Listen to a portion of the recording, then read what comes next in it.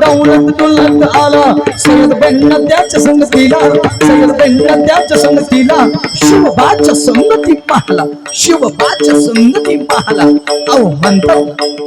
होते जीवाजी म्हणून वाचले शिवाय आणि निश्चित वेळ अगोदर अफजल खान त्या शमनेतून बसलेला आहे आणि निश्चित वेळेनंतर छत्रपती शिवाजी महाराज येताना दिसत आहेत आणि छत्रपती शिवाजी महाराजांना पाहून खान म्हणतो का असा आओ शिवाजी आओ हमारे गले लग जाए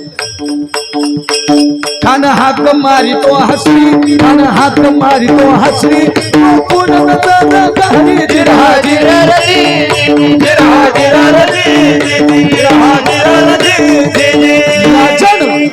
छत्रपती शिवाजी महाराज खानाला आलिंगन दिलं आणि खानानं धागा केला खान दाभिमान मानला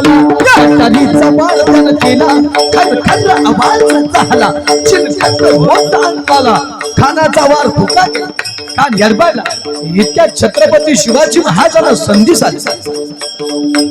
पोट मध्ये बीचमा ढकलला वाघ नक्याचा मारहाण केला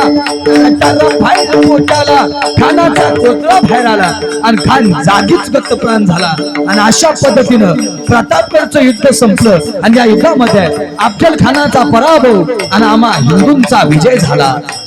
प्रतापगडचे युद्ध झाले